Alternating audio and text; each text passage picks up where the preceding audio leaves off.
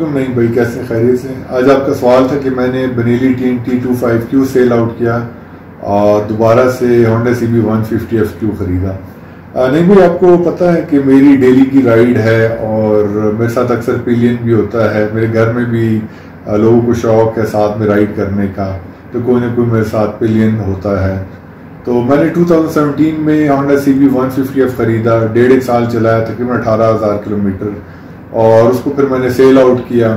फिर मेरा दिल किया कि मैं एक बिगर मशीन की तरफ जाऊं। उसमें मेरे पास जो इमीडिएट दो ऑप्शंस थी, एक जोंगशन का RX-3 था, लेकिन ये था कि वो डेली राइड के लिए बड़ा बाइक था, हैवी बाइक था, तो उसको मैंने सीरियसली कंसिडर नहीं किया। बनेली TNT ये था कि एक मीडियम बजट में वो बाइक फॉल करता था और मुझे उसकी लुक्स पसंद थी, उसकी प्रेजेंस, स्ट्रीट प्रेजेंस बड़ी अच्छी है, तो मैं कहा चले ये बाइक ले लेते, यूज में ले लेते हैं। अब बाइक मैंने जो लिया था वो ऑलरेडी 20,000 किलोमीटर चला हुआ था। मैंने तकरीबन 6 मंथ्स रखा है और 6 मंथ्स में मैंने रफली 7,000 किलोमीटर उसको चलाया है। उसकी जो चीज़ें मुझे पसंद थी, एक तो डेफिनेटली उसकी लुक्स थी, दूसरा ये कि उसकी सीट कंफर्ट, सस्पेंशन बहुत अच्छी है, और 250cc की वजह से उसकी जो एक्सेलरेशन थी या टॉप स्पीड या जो उसकी क्रूजिंग स्पीड थी, उस बाइक में एड्रेनलिन फैक्टर रीजनेबल था और फ्यूल कंजम्पशन भी ठीक था, क्योंकि EFI इंजन था, मुझे 30 किलोमीटर लीटर देता था।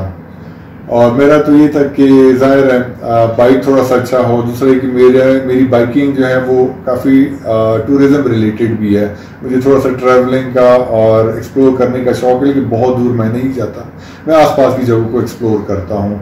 तो उसमें मैं एक बैलेंस चाह रहा था कि बाइक को भी इंजॉय करूँ और जगह भी एक्सप्लोर करूँ और वेदर को भी इंजॉय करूँ, नेचर को भी। तो मेरे माइंड में एक उसकी कॉस्ट थी जो which I was ready to pay against this enjoyment and fun. उसमें कुछ चीज़ें जो सेल आउट की रीज़न बनी, एक तो उसमें उसकी राइडिंग पोजीशन थी, उसके फुट पैक्स पीछे हैं और हैंडल थोड़ा सा लोअर साइड पे है, तो आपके आर्म्स और शोल्डर्स पे जब आप 1 घंटे से ज़्यादा राइड करते तो आपको स्ट्रेस आता है।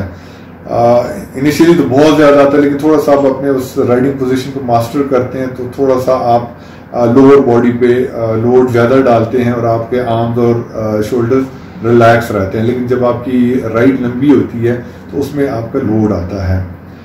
दूसरी चीज़ ये थी कि उसमें रिलायबिलिटी फैक्टर था कि वो इतनी सेटिस्फैक्शन मुझे नहीं हुई, क्योंकि जब मैंने बाइक लिया तो जब मैं 80 या 90 से ऊपर जाता था तो थोड़ा सा स्ट्रे करता था, झोल खाता था। तो इनिशियली मेरा ख्याल था कि इसका पिछला टायर ऑलमोस्ट वॉर्न आउट है, तो उसकी वजह से बाइक स्ट्रे करता है हाई स्पीड पे।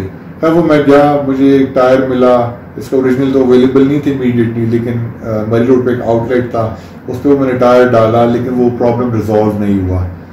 फिर मैं वहाँ पे एक मैकेनिक के पास गया, मैं यार इसमें ये मसला है। खैर उसने थोड़ा सा जब चेक किया तो उसने कहा इसके जो हैंडल के बेरिंग हैं तो वो वॉर्न आउट हो चुके हैं, आपको फ्रेश बेरिंग्स डालने पड़ेंगे। तो मैं कहा अच्छा इसमें ये डाल लो। और इसका जो गियर लीवर था जो फुट पैक के पास होता है जिससे आप गियर चेंज करते हैं, उसमें काफ़ी ज़्यादा प्ले थी, तो उसने कहा इसमें मैं आपको बुश भी डाल देता हूँ। तो वो 2 काम उसने किए, तो बाइक स्टेबल भी हो गया और जो गियर लीवर की प्ले थी वो भी ख़त्म हो गई। It was good to go. लेकिन कुछ अर्से के बाद बाइक में चेन की आवाज़ आनी शुरू हुई और वो फ्रंट पॉकेट से काफ़ी ज़्यादा आ रही थी। वो खैर मैंने बुराक मोटर से उसका फ्रंट पॉकेट मंगवाया, रिप्लेस किया, लेकिन 1 हफ्ता तो ठीक था, लेकिन उसके बाद दोबारा वो आवाज़ आनी शुरू हो गई, क्योंकि जो आपको जब भी चेंज करना होता है तो पूरा सेट करना होता है, उसमें फ्रंट पॉकेट, रेस पॉकेट और चेन, ये 3 चीज़ें चेंज करनी होती हैं। उनसे खैर मैंने कोट लिया तो इंटायर सेट का जो उसने प्राइस उन्होंने कोट की वो थी 21,000 रुपीज़ विद ओरिजिनल चेन। अगर आपने चाइनीज़ चेन डालनी थी तो अराउंड 14,500 रुपीज़ बनती थी। मैं थोड़ा सा वो हुआ कि ठीक है 250cc बाइक है, उसकी कॉस्ट ज़्यादा होगी कंपेयर टू 150cc, बट मुझे पार्ट्स की प्राइस ज़्यादा लगी। बाय दैट टाइम इसका फ्रंट टायर भी वॉर्न आउट हो चुका था। मैं चलो ओरिजिनल टायर की प्राइस पता करता हूँ, वो मुझे 27,000 रुपीज़ कोट हुई। तो जब ये कॉस्ट मैंने देखी तो वो मुझे काफ़ी ज़्यादा लगा, क्योंकि 6 मंथ्स मैंने बाइक चलाया था। ठीक है, 20,000 एक रीजनेबल वो है, माइलेज है, लेकिन मेरा जो सेटिस्फैक्शन अगेंस्ट इन्वेस्टमेंट है, या जो मैं इसके साथ I am having the fun या एड्रेनलिन है, वो कॉस्ट मुझे काफ़ी ज़्यादा फील हुई। खैर फिर मैंने डिसाइड किया कि इसको मैं सेल आउट करता हूँ। तो उसमें जब आप इस किस्म का बाइक जो हाई माइलेज कर चुका है उसको आप सेल आउट करते हैं, तो उसमें जो भी नेक्स्ट बायर होता है वो अपने रिवर्स कैलकुलेशन करता है कि इसमें इमीडिएट काम क्या है। लेट्स से पॉकेट सेट है, टायर हैं, तो उसकी एक कॉस्ट लेट्स से 40-45,000 जितनी भी बनती है, उसको ये भी पता होता है कि इसके अलावा भी और काम होंगे। तो पहले वो कॉस्ट कैलकुलेट करता है, फिर वो एक प्राइस डिटरमिन करता है, अच्छा मैं इसको इतने में लूँ, इतने में इसको पैसे लगाऊँ, इतने में मुझे पड़ जाएगा, इतना समय चलाऊँगा, कल को जब मैं ले भी जाऊँगा तो उसको एक आइडिया होता है कि कितने में जाएगा और कितना मुझे लॉस होगा। तो वो चीज़ें जो है ना आपको रीसेल के टाइम पे फेस करनी पड़ती हैं। खैर एनीवे वो बाइक मैंने सेल आउट कर दिया। फिर दोबारा मैंने सोचना शुरू किया कि क्या लूँ। इमीडिएट मेरी कंसिडरेशन थी बड़ी सीरियस किस्म की, वो इस दफ़ा RX3 थी।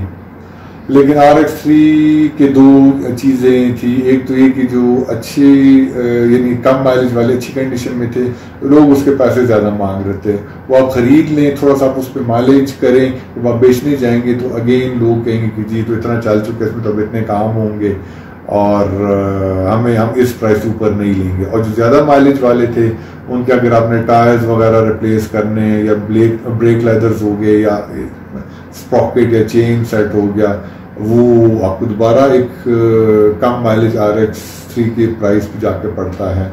और दूसरे कि जो बाइक्स मुझे कोर्ट में वो लाहौर से हुए, तो इस गर्मी में और कोविड में मैंने सोचा कि यार मुझे भी ट्रैवल नहीं करना चाहिए, मुझे आसपास कोई भी बाइक मिलता है थोड़ा चला हुआ या ब्रांड न्यू, मैं वो ले लेता हूँ।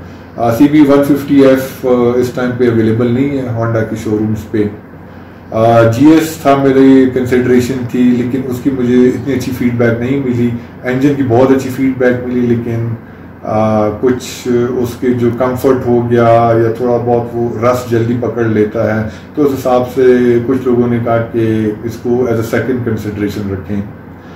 बनेली 150i भी कंसिडरेशन में था, वो भी मैंने एक वीक रखा था, क्योंकि मेरे साथ पिलियन होता है तो वो बाइक पिलियन फ्रेंडली नहीं है।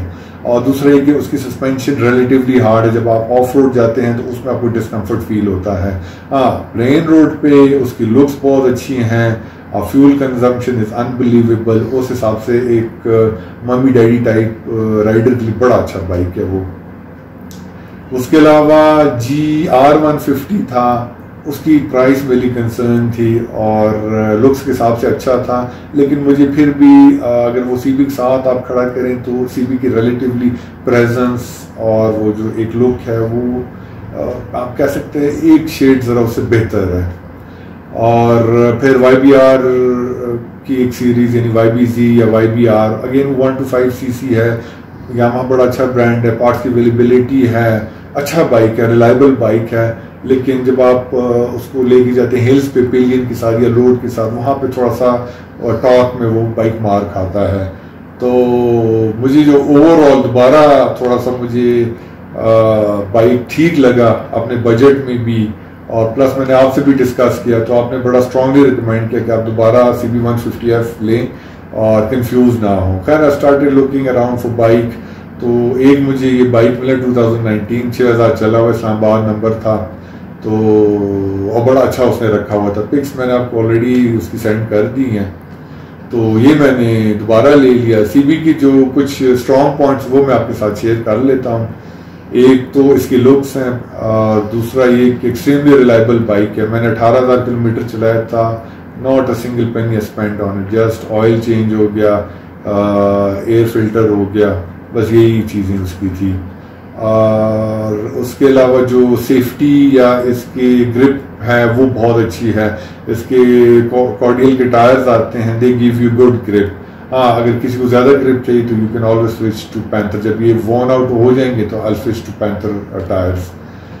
उसके अलावा जो इसकी स्मूथनेस है, राइडिंग पोजीशन है, दैट इज़ अनमैच्ड। और सीट की कंफर्ट बहुत अच्छी है, यानी 1 आवर या 2 आवर्स की अगर आप राइड करते हैं तो आपको तो फील ही नहीं होता है। किसी चीज़ इसकी रीसेल वैल्यू बहुत अच्छी है। जब मैंने वो 2017 बाइक रीसेल के लिए दोस्तों से बात की तो एक ने दूसरी शाम को कंफर्म कर दिया था कि मैं ले लूँगा, और 2 दोस्त मेरे मुझसे नाराज़ हो गए थे कि यार आपने हमें क्यों नहीं बताया। तो नेक्स्ट डे वो बाइक सेल आउट हो चुका था। और दूसरा उसका फ़ायदा ये कि होंडा का ब्रांड है, पार्ट्स की अवेलेबिलिटी थोड़ा सा एक्सपेंसिव ज़रूर है लेकिन अवेलेबल है। लेकिन ये बाइक इतना रिलायबल है कि आपको अगर आपने अच्छा ठीक बाइंग कर लिया, अच्छा बाइक ले लिया तो उसमें आपको पार्ट्स की ऐसे ज़रूरत नहीं पड़ेगी। और रीसेल भी जैसे मैंने कहा कि बड़ी अच्छी है। और मैं तो बड़ा स्ट्रांगली रिकमेंड करूँगा कि जो लोग 150 सीसी बाइक रखना चाहते हैं उसमें they should seriously consider CB150F। और इसके अलावा अगर कोई सवाल हो या कोई चीज़ आप पूछना चाहते हैं तो आई एम ऑलवेज अराउंड। तो बस अपना ख्याल रखिएगा। Thank you. अल्लाह हाफिज़।